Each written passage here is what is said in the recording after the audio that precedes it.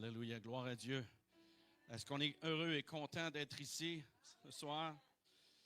Oh boy, je pense que je n'ai rien compris. Est-ce qu'on est heureux et content d'être ici? OK, je vais me réessayer encore. Est-ce qu'on est content et heureux d'être ici? Est-ce qu'on peut donner gloire à Dieu? Est-ce qu'on peut l'applaudir, s'il vous plaît? Come on! Oh, come on, vous pouvez faire mieux que ça. Come on, levez-vous. Come on, come on, come on, come on, come on, come on. Yes! Alléluia, Seigneur, on veut te bénir, on veut te glorifier, Seigneur. Alléluia, à toi la gloire, Seigneur. Alléluia, merci, Seigneur. Alléluia, gloire à Dieu, gloire à Dieu, gloire à Dieu. C'est un privilège d'être ici aujourd'hui, gloire à Dieu. Et je remercie Pasteur Dorius de m'avoir invité, gloire à Dieu, et tous les autres ici, et tous ceux qui font partie aussi de cette Église. Merci de l'emplacement, gloire à Dieu. On est content et heureux d'être ici. Et c'est un sujet qui est très spécial parce qu'on parle de la résurrection de notre Seigneur Jésus-Christ. Alléluia! Amen, gloire à Dieu. Et c'est un sujet qui est passionnant, qui est de mise pour aujourd'hui. La Pâque, la vraie Pâque, qui est la Pâque, a commencé, bien sûr, le 12 du mois d'avril et se termine le 20 de ce mois-ci. Gloire à Dieu. Et on va parler de certaines choses au sujet de la résurrection. Mais avant, on va aller dans la parole. Je suis content de voir des amis ici. Luc Anger, que j'aime énormément, que j'apprécie beaucoup, gloire à Dieu. Et j'ai connu d'autres personnes aussi que je connais ici, gloire à Dieu. Merci à Sylvie, à Evelyne, gloire à Dieu, et toutes les autres que j'ai parlé tantôt. Donc, merci Seigneur, hallelujah. Est-ce qu'on est prêt pour aller dans la parole? Pasteur Dorius me dit, il dit, je sais que tu aimes ça. Il dit, toi, là, il dit 3 heures de temps de prêcher. Je dis, inquiète pas. J'ai dit, en 2 heures et demie, il m'a de faire ça. Non, inquiétez-vous pas. Amen. Là, j'ai vu des gros yeux soudain. Non. OK, on va aller dans Matthieu, chapitre 22, à partir du verset 22. Bon, 22. On va tirer une balle de 22 au diable à soir. Amen. Amen. Étonnés de ce qu'ils attendaient, ils le quittèrent et s'en allèrent. C'était trop pour eux autres. Le même jour, les Sadducéens, qui disent qu'il n'y a point de résurrection, vinrent auprès de Jésus et lui fit cette question. Maître Moïse a dit que si quelqu'un meurt sans enfant, son frère épousera sa veuve et suscitera une postérité à son frère. Or, il y avait parmi nous 7 frères. Le premier se maria et mourut, et comment il n'avait pas d'enfant, il laissa sa femme à son frère. Il en fut de même du second, puis du troisième, jusqu'au 7e. Après eux tous, la femme mourut aussi. À la résurrection, duquel des 7 sera-t-elle donc la femme? Car tous l'ont eu. Jésus leur répondit. Il voulait le pogner, il voulait le mettre dans un coin, là. Mais Jésus, là, il tire toujours une question par une autre question. Amen. Comme je disais, une balle de 22, c'est bon. Okay. Donc, Jésus leur répondit, vous êtes dans l'erreur parce que vous ne comprenez ni les Écritures, ni la puissance de Dieu. 2 choses importantes. Car à la résurrection, les hommes ne prendront point de femmes, ni les femmes de mari, mais ils seront comme les anges de Dieu dans le ciel. Pour ce qui est de la résurrection des morts, n'aviez-vous pas lu ce que Dieu vous a dit? Je suis le Dieu d'Abraham, le Dieu d'Isaac et le Dieu de Jacob. Dieu n'est pas le Dieu des morts, mais des vivants! Woo! La foule qui écoutait fut frappée de l'enseignement de Jésus. Alléluia. Autrement dit, il fut frappé de sa doctrine. Alléluia. Gloire à Dieu. Seigneur, merci Seigneur de ton onction, c'est ton serviteur. Seigneur, je te prie que ta parole puisse tomber dans de bonnes terres afin de produire une révélation, Seigneur, qui va produire du fruit en abondance. Seigneur, on veut te donner gloire, Seigneur, sur tout ce qui va se passer ce soir, Seigneur. Oui, à toi seul soit la gloire au nom de Jésus. Et le peuple de Dieu dit... Je voudrais vous parler, bien sûr, de la résurrection, mais la résurrection de la foi versus la résurrection de la vie. Jésus n'est pas venu pour la résurrection de la mort, mais de la vie. La mort, mais de la vie. Jésus n'est pas ressuscité pour les morts, mais pour les vivants. Il est le Dieu des vivants. Romains chapitre 11, verset 6, 11. Ainsi, vous-même, regardez-vous comme mort au péché et comme vivant pour Dieu. Alléluia. C'est par la foi, ça c'est Moïse, c'est par la foi qu'il fit la Pâque et l'aspersion du sang, afin que l'exterminateur ne touchât pas au premier-né des Israélites, dans Hébreux chapitre 11 et verset 28. Laissez-moi vous dire quelque chose qui est important. Quand que les Israélites ont pris un agneau et ils ont pris le sang, et le sang qu'ils ont pris, qu'ils l'ont mis sur les linteaux des portes, ils ont fait une marque sur les linteaux. Ils ont écrit quelque chose. Ils ont prophétisé quelque chose qu'ils n'avaient pas conscience. Et ce qu'ils ont fait, la marque qu'ils ont fait, c'était la dernière lettre de l'alphabet hébraïque, qui était le Tav. Le Tav, c'est quoi? Souvenez-vous quand Jésus a dit, il a dit, je suis l'alpha et l'oméga, le premier et le dernier. Remarquez que quand il a parlé à l'apôtre Jean, il a parlé en hébreu. Donc il a dit ceci, il a dit, je suis le Aleph et le Tav. Dans l'alphabet hébraïque, il y a les pictogrammes qui sont des dessins comme des hiéroglyphes, si vous voulez.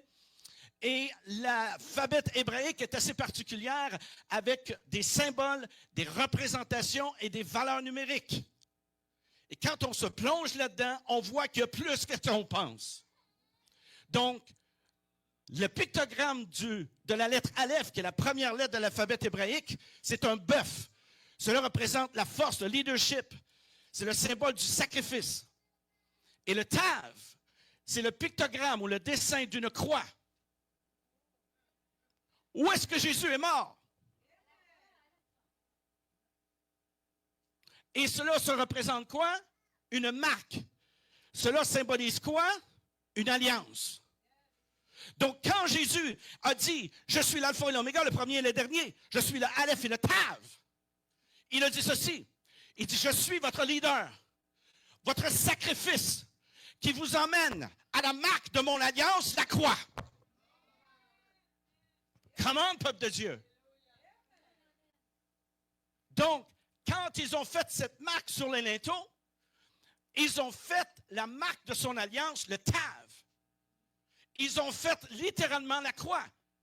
Qu'est-ce que Jésus a dit dans Jean chapitre 20? Il a dit, je suis la porte. Donc, autrement dit, ils étaient en train de prophétiser que par le sang de l'agneau, qui est Jésus, dont Jean le Baptiste a dit qu'il est l'agneau, oh comment, il est l'agneau qui enlève les péchés du monde.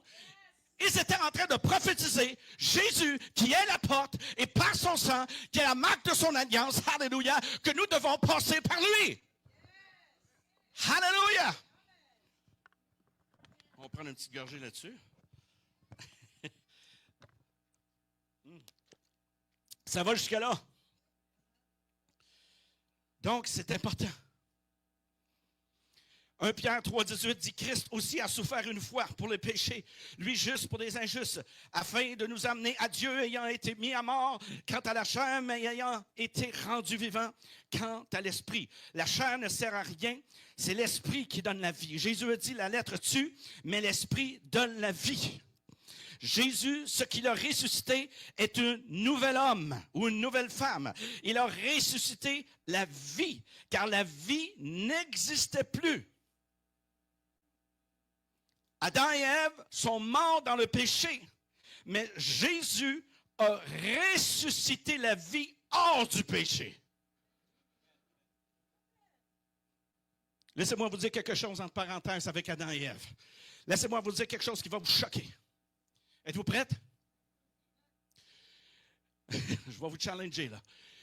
Quand Dieu a soufflé dans les narines d'Adam, il n'a pas juste soufflé comme ça. Il faut penser d'une façon hébraïque. Quand Dieu a soufflé dans les narines d'Adam, Dieu a soufflé littéralement son sang. Là, vous allez me dire, je ne savais pas que Dieu avait un sang. Vous allez voir que ça a du sens. Sens, OK. Vous allez voir que ça a du sens. Dans la pensée hébraïque, ce que Adam et Ève avaient dans leur veine était de couleur or. Ce qui veut dire que ce qui était à l'intérieur rayonnaient de l'extérieur. Ils étaient lumière. Est-ce que nous ne sommes pas des enfants de lumière? Est-ce que nous ne sommes pas des fils de lumière? Les rabbins se disent que c'était de couleur or, qu'est-ce qui était dans les veines d'Adam et Ève. Donc, quand Dieu a soufflé, il a soufflé littéralement sa gloire. Autrement dit, Adam et Ève avaient une grosse flashlight. Ils brillaient. Alléluia. Et quand ils ont péché, qu'est-ce qui s'est passé? C'est que oui, ça s'est éteint. On va parler un petit peu de science ici, vite fait, OK? Alors, regardez bien, là. Ce qu'ils étaient dans les veines d'Adam, c'était littéralement la gloire de Dieu. Et le côté or représente quoi? La gloire de Dieu et représente la sagesse de Dieu aussi. Alors, il a fallu beaucoup de sagesse à Adam pour nommer tous les animaux. On s'entend? Alléluia! Donc, quand ils ont péché, le sang qu'ils connaissaient, la gloire qu'ils connaissaient a été corrompue. Donc, c'est devenu de la matière. Ils ne pouvaient plus rester en Éden. Il fallait qu'ils sortent de l'Éden parce que l'Éden, c'était l'éternité.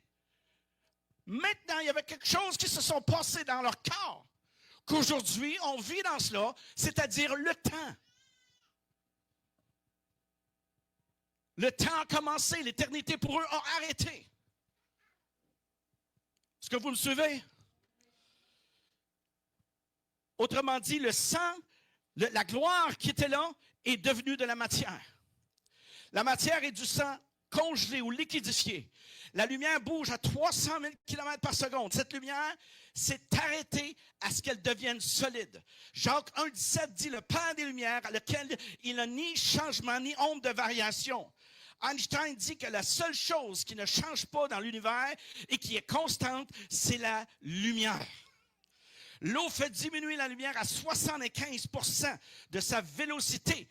Dans un vacuum vide, dans l'homme, est contenu 75% d'eau. Vous me suivez?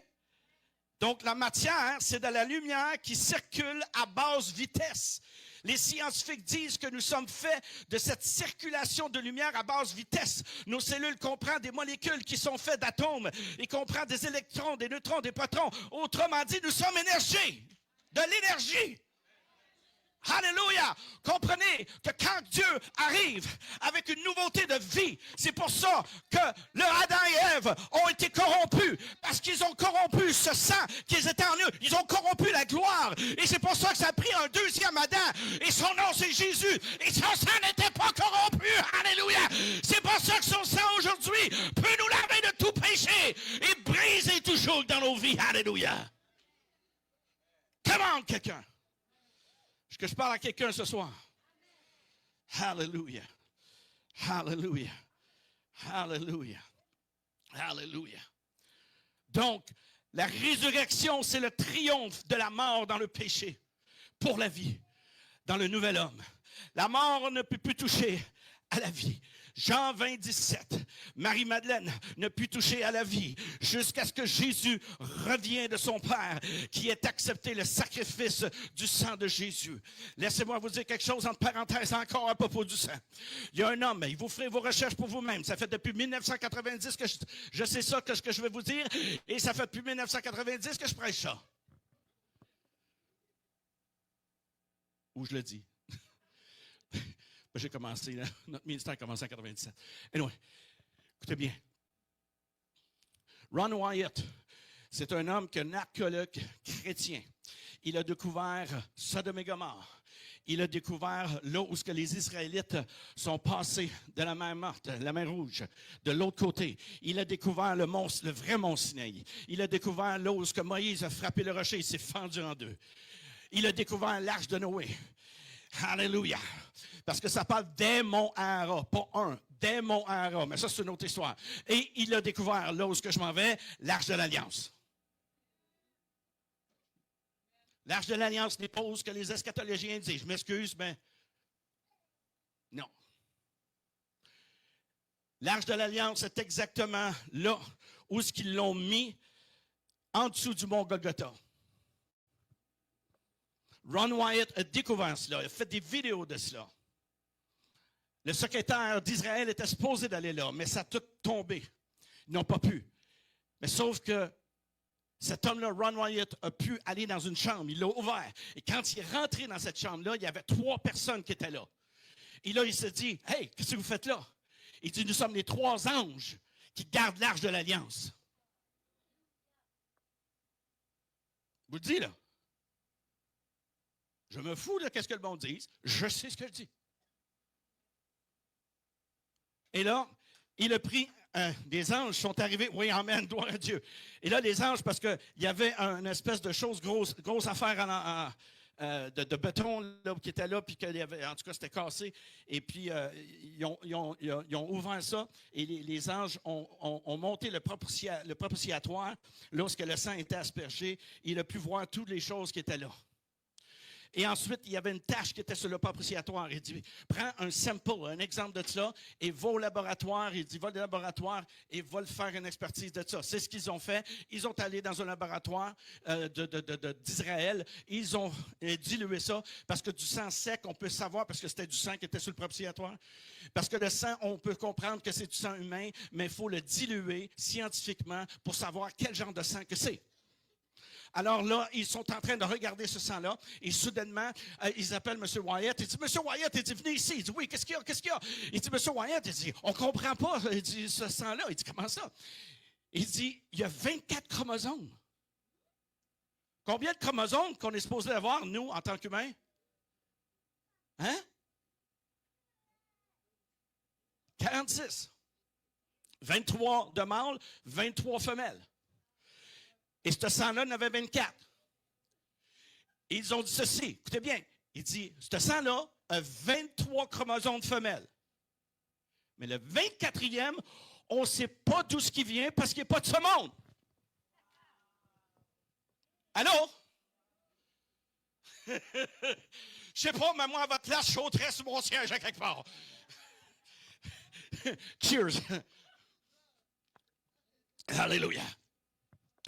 Et là, il dit, continuez votre processus. Ils l'ont encore dilué, puis tout ça. Et puis là, on dit, M. Wyatt, il dit, venez-vous-en. Il dit, qu'est-ce qu'il y a? Il a dit, hey, il dit, on ne comprend pas ce sang-là. Il dit, comment ça? Il dit, à qui appartient ce sang? Mais pourquoi vous me demandez ça? Il dit, parce que ce sang-là est toujours vivant. Come on! Alléluia! Ce sang-là est toujours vivant, il est toujours vivant aujourd'hui. Pourquoi je suis en train de dire ça? Parce qu'au Mont Golgotha, qu'est-ce qui s'est passé au Mont Golgotha? Il y a eu un tremblement de terre. La croix du milieu, qu'est-ce qui est arrivé? À côté de la croix, il y a eu une fente qui s'est faite. Le sang qui était sur la croix a coulé dans cette fente-là et a coulé sur le propitiatoire qui était en dessous du Mont Golgotha.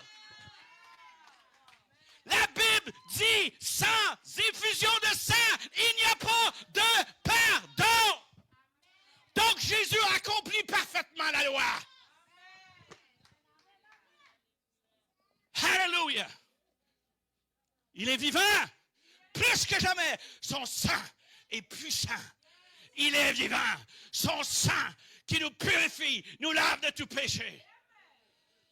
Come on. Hallelujah. My God, I feel it. Hallelujah. Oh. Donc, nous ne voyons plus Christ selon la chair, mais selon la foi dans la nouvelle création. Alléluia. 2 Corinthiens 5, 16, 17 dit, ainsi dès maintenant, nous ne connaissons personne selon la chair. Même si nous avons connu Christ selon la chair, maintenant nous ne le connaissons plus de cette manière. Si quelqu'un est en Christ, il est une nouvelle créature, une nouvelle espèce. Les choses anciennes sont passées. Voici, toutes choses sont devenues nouvelles. Autrement dit, dans la Wisd Bible, ça dit nouveau en qualité de vie. Vous êtes nouveau en qualité de vie. Alléluia. Comme une chenille qui se transforme en papillon. Qu'est-ce qui se passe avec une nouvelle création? C'est nous qui changeons. Autrement dit, la seule créature qui change d'ADN, c'est une chenille qui se transforme en papillon. Et quand nous, on se transforme en un nouvel homme, notre ADN change. C'est l'ADN de Dieu qu'on a en nous.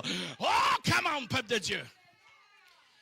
Ce qu'Adam et Ève ont perdu, Jésus le dit dans Jean 17. Alléluia, il dit la gloire que tu m'as donnée, je leur donne back à eux. Alléluia. Donc, ce qu'Adam et Ève ont perdu, nous la retrouvons en Jésus-Christ. Comment, peuple de Dieu? Alléluia. Comprenez-vous le salut en Jésus-Christ? Le salut en Jésus-Christ, c'est bien plus que quelque qu'on pense. Alléluia. C'est une puissance pour ceux qui la connaissent. Alléluia. Alléluia. Shando Boroko c'était. Nouvelle créature, nouveau en relation du temps, qui a récemment venu à l'existence ou devenu présent. Paul se réfère ici à la nouvelle nature qui est devenue qualitativement nouveau. Une nouvelle qualité. Dites à votre voisin, je suis une nouvelle qualité.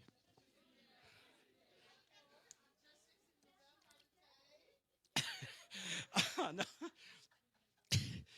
Amen. Alléluia. Quelle qualité? Une nouvelle nature, celle de Christ. Christ en vous, l'espoir de la gloire. Cette nouvelle nature devient active par sa puissance active en nous. C'est l'implantation de Dieu, sa divine nature au nouvel homme. 2 Pierre 1,14, alléluia, il nous a donné d'être participants de sa nature divine. Donc nous avons un nouveau mode de vie. Wouhou! Alléluia! Colossiens 3,10, ayant revêtu l'homme nouveau qui se renouvelle dans la connaissance selon l'image de celui qui l'a créé. La Bible dit qu'on était fait à l'image de Dieu, mais dans la pensée hébraïque, ça dit qu'on était fait avec l'image de Dieu.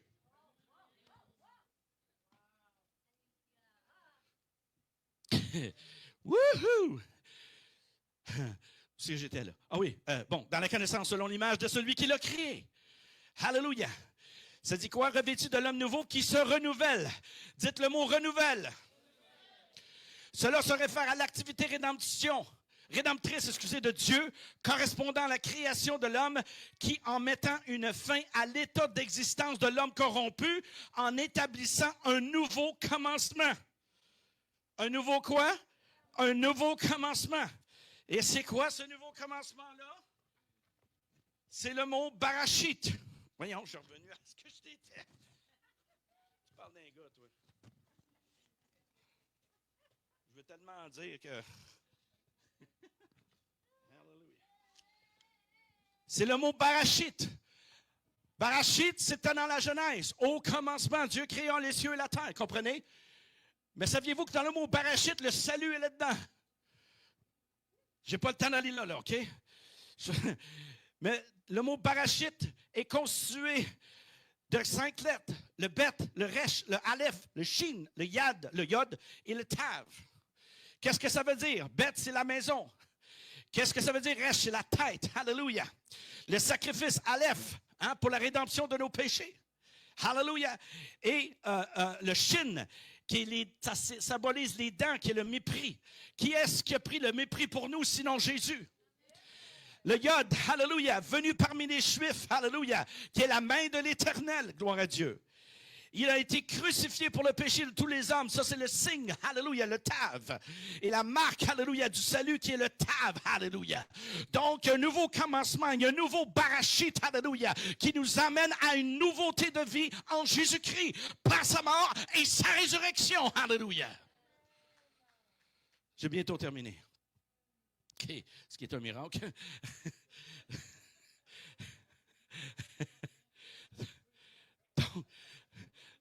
Donc, les choses anciennes sont passées. Quelles choses anciennes? Les sacrifices ne peuvent changer la nature humaine. Les boucs, les béliers, etc. Ça ne peut pas. La loi ne pouvait pas changer la nature humaine. La loi t'accuse, la grâce te libère. Le but de la loi était de nous rendre coupables dans notre conscience. La loi est intervenue pour que la faute soit amplifiée. Romains chapitre 5, verset 20. La Bible dit que le juste vivra par sa foi. Donc, tu ne fais pas de l'Évangile, tu ne fais pas de l'Évangile quelque chose. Tu vis l'Évangile. L'ancienne foi, la foi, c'est un commandement, réduit à un moment. La foi, ce n'est pas le miracle de la vie, c'est le miracle du moment. Exemple, le miracle des pains, la multiplication des pains. Ce fut un miracle du moment présent. Comprenez? Mais dans le Nouveau Testament, gloire à Dieu, on a maintenant, alléluia, quelque chose qui est éternel, qui est notre pain de vie, qui est Jésus, qui est la manne céleste. Et qui est ça, c'est éternel, alléluia. Dans le temps de Moïse, c'était la manne terrestre. Maintenant, on a la manne céleste. Alléluia. Oh, Garabashandeke.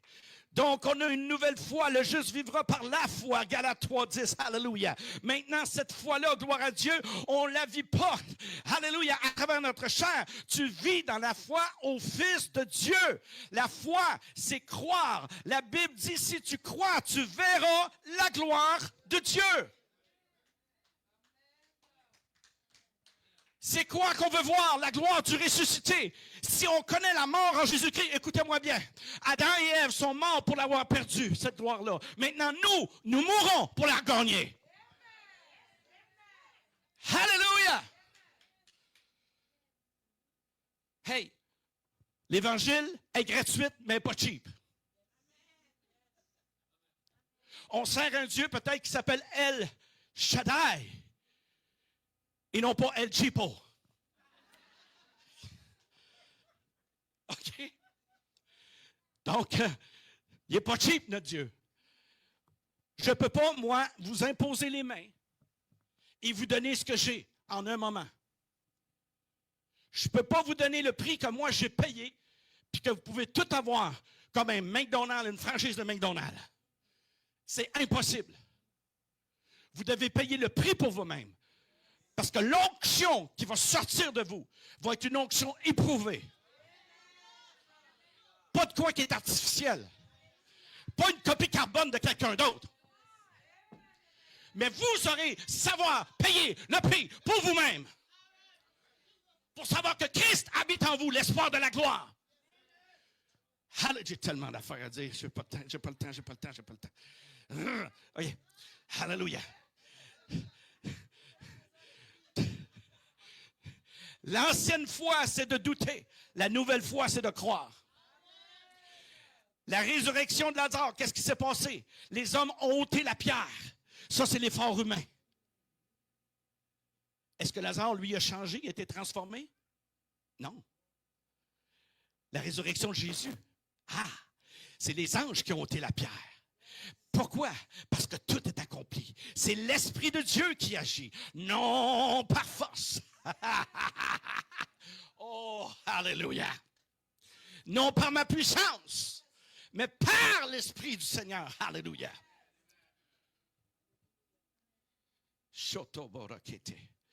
Donc, tu dois agir avec foi dans ce que tu es et non dans ce que tu dois devenir. Tu ne dois pas changer quelque chose, mais tu dois vivre quelque chose. As-tu déjà vu, toi, un arbre, OK, un pommier qui est là et il dit il faut que ma tige sorte. Il faut que je produise le fruit de quoi je suis composé de faire. Non, ça ne marche pas. Il produit selon son espèce. Ça vient tout seul. Pourquoi? Parce qu'il est attaché à l'arbre. Donc, si nous, on s'attache à Dieu, on va produire ce que Dieu il est. Come on! Alléluia! D'avoir la foi de devenir ce que tu es en Jésus. Croire ce que tu es en Jésus. Le travail accompli en Jésus. Accepter ce que tu es en Jésus. Quand tu tombes, tout le monde bronche d'un côté et de l'autre. Quand tu tombes, c'est un moment de ta vie. Pas toute ta vie. Tu ne peux pas faire de ce moment toute ta vie. L'important, c'est que tu te lèves. Satan nous attaque dans la conscience du péché. Alors, quand il vous attaque dans la conscience du péché, s'il vous plaît, faites-lui souvenir la fin du livre. Parce qu'à qu'à la fin du livre, Satan y est défaite. Alléluia. Parce que Jésus a tout détruit, les principautés sur la croix. Alléluia. Afin que quiconque croit en lui, alléluia, ait la vie éternelle. Alléluia. C'est pas un conte de fées. Oh non, alléluia. C'est pas un mythe. Yeshua HaMashiach est ressuscité pour nous donner la vie éternelle. Alléluia. Et ça, mon ami, alléluia, il n'y a rien qui peut te défaire de cela. Alléluia. C'est pourquoi qu'il est vivant. Il vit plus qu'en nous. Alléluia. Que sur là où il est présentement. Parce qu'il vit par son esprit. Alléluia. En nous. Alléluia. Et nous devons être un consommateur de sa parole afin que sa parole puisse devenir chère en nous. Alléluia. Et que les gens voient. Alléluia. Parce que les gens ne peuvent pas ne veulent pas lire la Bible, mais ils peuvent la lire en nous. Quand ils voient qui on est. Alléluia. Oh, ça, mon ami, ça veut dire, wow, il y a quelque chose qui est là. Il y a quelque chose que je veux. Il y a quelque chose qui est là. Il y a quelque chose que je veux. Et là, on s'approprie de ça parce qu'on devient, alléluia, à l'image de notre Dieu Tout-Puissant. Alléluia. Alléluia. Alléluia. Alléluia. Alléluia. Alléluia. Je finis vraiment avec ceci. La grâce est une action d'amour. La repentance, elle, est une grâce. Romains, ça dit, c'est la bonté de Dieu qui nous amène à la repentance. La croix enlève le péché. La grâce, elle conduit à l'obéissance. On prêche la croix pour que le péché soit enlevé de notre conscience. Ça, c'est la couronne d'épines que Jésus a mis sur sa tête. Alléluia. On prêche la résurrection pour découvrir la nouvelle création. Alléluia. Jésus dit dans Luc 9, 23 qu'il prenne sa croix et qu'il me suive. Alléluia. Écoutez bien ceci. Tu prends la croix de l'accomplissement dans l'œuvre accomplie de Christ. Donc, on ne vit pas dans une promesse à accomplir, mais dans une promesse déjà accomplie. Avant la croix, les disciples marchaient avec le salut annoncé. Après la croix, les disciples ont marché avec le salut accompli. Quand Jésus est mort à la croix, ils l'ont crucifié à 9 heures du matin. Quand il est mort à son dernier souffle, et c'était à 3 heures de l'après-midi, à 15 heures. Les sacrifices dans le temple commençaient à 9 heures du matin et finissaient à 3 heures de l'après-midi. Quand Jésus a été sur la croix, qu'est-ce qu'il a dit? Et le sacrificateur, quand il alla déposer le dernier sacrifice, il a dit la même chose. Tout est accompli. En même temps qu'il a dit ça, Jésus l'a dit sur la croix. Tout est accompli. Alléluia. Est-ce qu'on peut donner gloire à Dieu? Ah, on pouvait faire mieux que ça. On pouvait faire mieux que ça.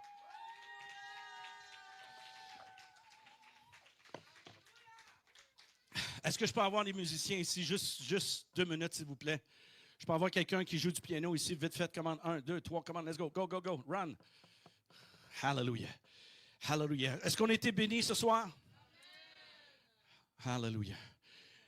Mon désir ardent, c'est de transmettre les mystères révélés de la parole de Dieu pour que les gens puissent avoir soif de Jésus, Yeshua HaMashiach, qui peuvent scruter la parole de Dieu pour eux-mêmes. Laissez-moi vous dire, on est dans un temps présentement de la fin des temps. Et laissez-moi vous dire ceci.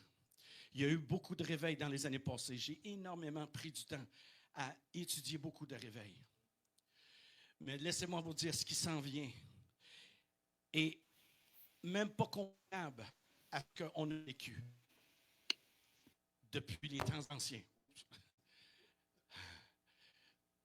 Et je crois que ça va être plus grand qu'est-ce qui s'en vient de qu'est-ce qu'il y a eu depuis les actes des apôtres jusqu'à maintenant. Laissez-moi vous dire et vous donner cet encouragement-là. Quand vous marchez dans la puissance du ressuscité, vous ne marchez plus avec le temps terrestre, mais vous marchez avec l'éternité. Et laissez-moi vous dire quelque chose.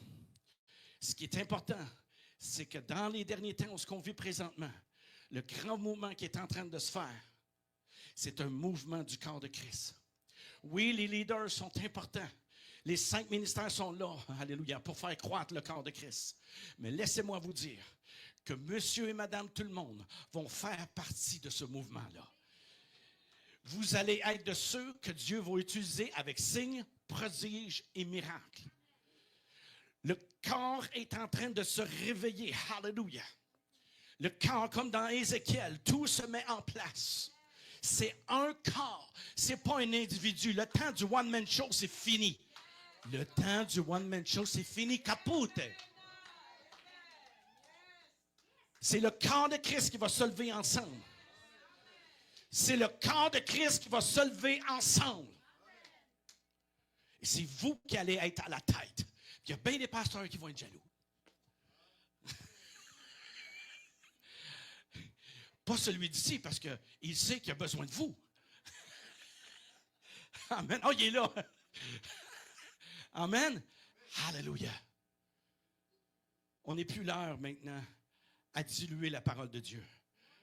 Parce qu'on vit dans un temps où ce que j'appelle, c'est ce que j'appelle j'oublie le mot, c'est moi.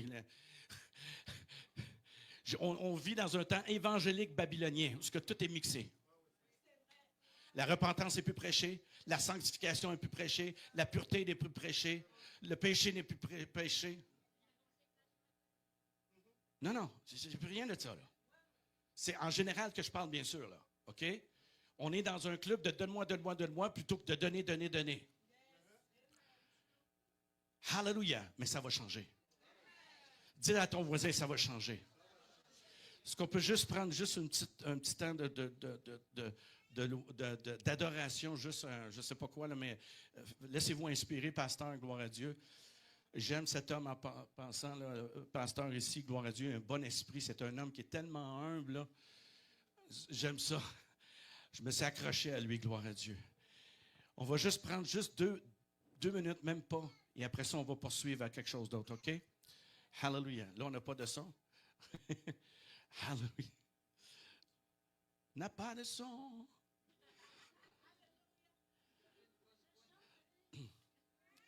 Hallelujah.